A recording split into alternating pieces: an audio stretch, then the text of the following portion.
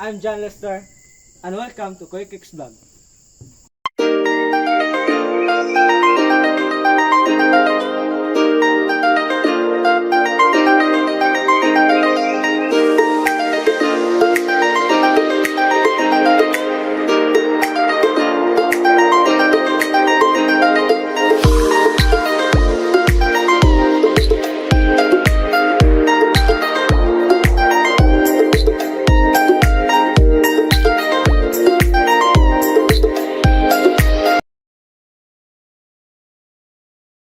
Hi everyone, this is the day one of showing a technology.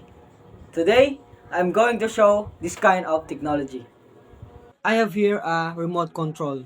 So, remote control, often called a remote. So, is a handheld device used to operate machines or electronic device from a distance instead of pressing buttons directly on the device. So, this remote sends signals usually through infrared or IR or radio waves RF to control it wirelessly. So it is most commonly used with televisions, air conditions, DVD players, fans, projectors, and other smart appliances. They have press button, OK, forward, volume, channel, or etc. So the main function of this remote is to make control easier, the more convenient. With just a press of a button like this, users can turn devices on or off. On or off. This one, the red button. Change channels, adjust volume, this, or switch modes without having to move on the device. Modern remotes can even connect through Bluetooth or Wi-Fi, so allowing them to control smart home system, lights, and even speakers. So there are many advantages of this remote.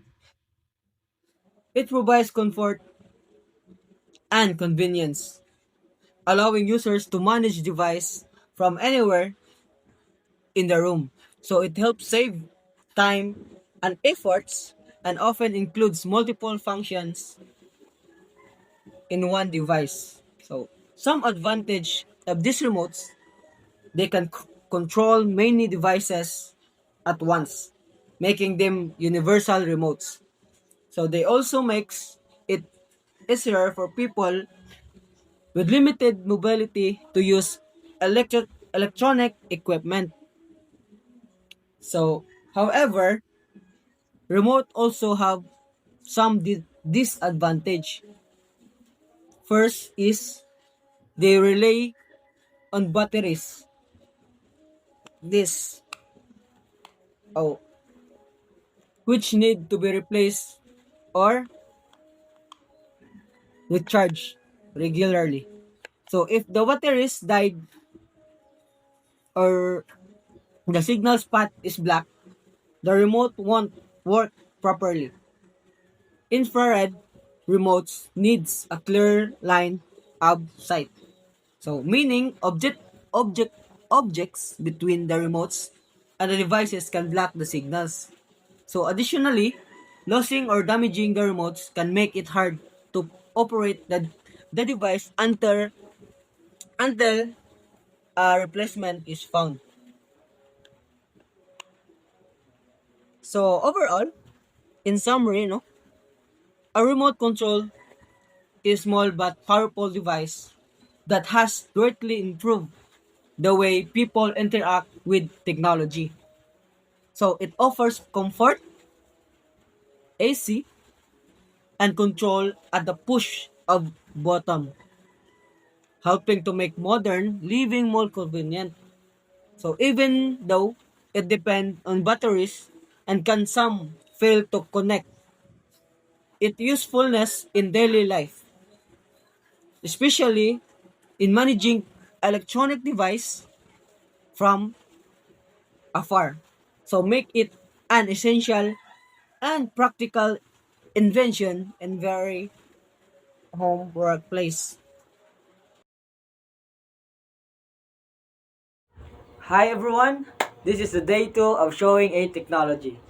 Today, I am going to show this kind of technology.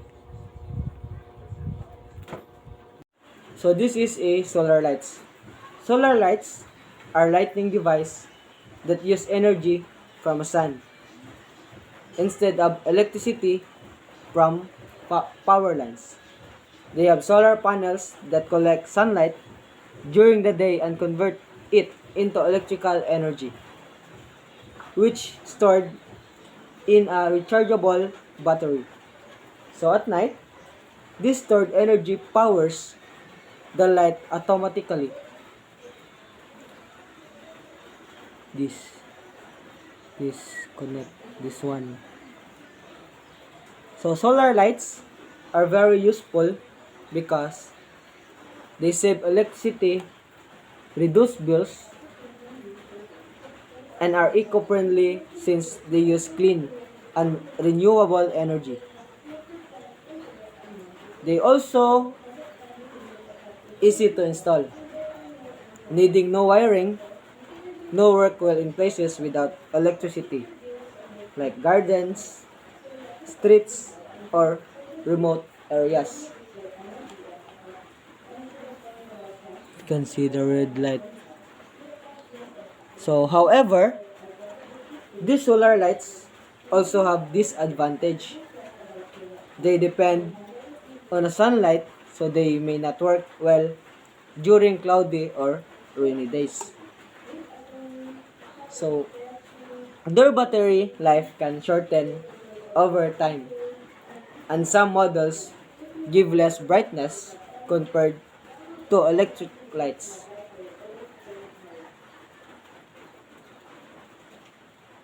No, 40%, 60, 80, 100. So overall, solar lights are a smart and sustainable way to light homes and outdoors ideas.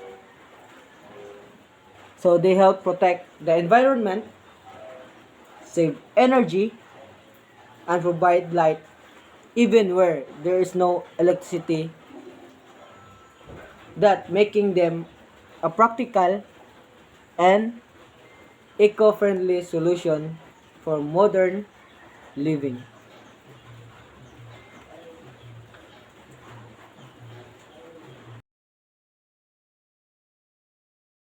So hi everyone, this is a day 3 of showing a technology. Today, I'm going to show this kind of technology. So I have here a Bluetooth speaker. So a Bluetooth speaker is a wireless device used to play music or sounds from phones or other gadget without using cables. So like this, as you can see here. So the function of this, it connects the device through Bluetooth to play audio. So the advantage of the Bluetooth speaker is no wires needed, easy to carry, simple to use. Otherwise, the advantage of the Bluetooth speaker works only at a short distance, so need charging or sounds may not very strong. So overall, Bluetooth speaker make listening to music easy and convenient anywhere. So but they depend on battery and have limited range like this.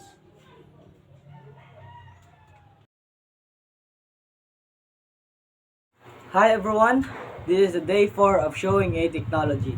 Today, I'm going to show this kind of technology. So, this is a charger.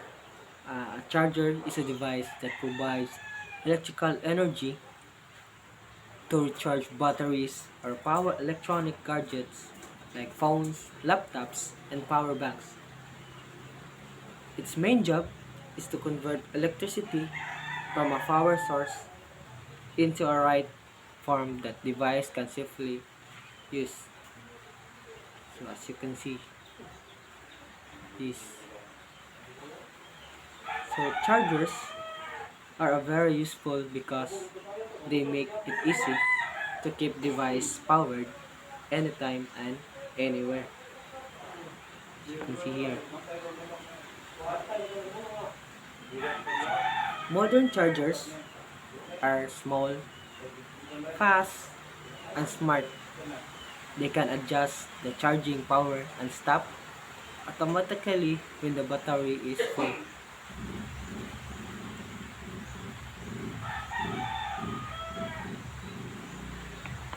Pose. However, however, there are also disadvantages. Some chargers can overheat, damage battery if they are low quality, or cause safety risks like short circuits. They also depend on electricity, and broken chargers add to electronic waste, as you can see. So in short, a charger is a simple, essential tool that keeps our daily device working, and it makes life more convenient and connected. True, it must be used properly to avoid damage or danger.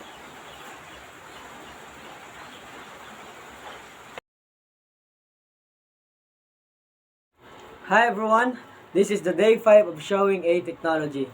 Today, I'm going to show this kind of technology.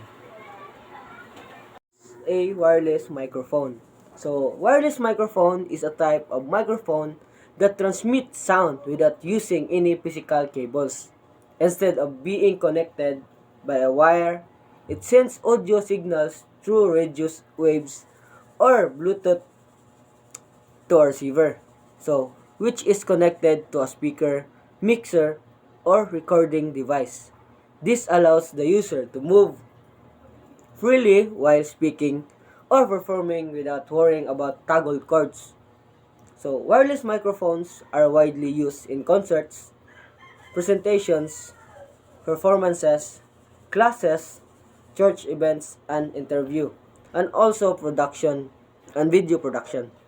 So, they usually consist of two main parts.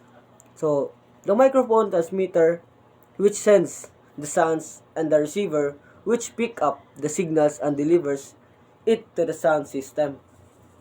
So, there are many advantages of wireless microphones. The biggest benefits is freedom to movement. The biggest benefits is freedom of movement. Users can walk, dance, or present anywhere on stage without being limited by cables. So they also make setups cleaner and more professional looking, with fewer wires to manage. Modern wireless microphones also offer clean sounds, quality, long battery life, and stable connection that works over long distance. So however, these microphones, there are also disadvantages. So wireless microphones need batteries which be recharged or replaced often if the battery runs out during use. So the microphone will stop working, and they also experience signals interference from other wireless devices, which may cause noise or sounds dropouts. So some models can be expensive, and setting them up may require more technical knowledge than wired microphone.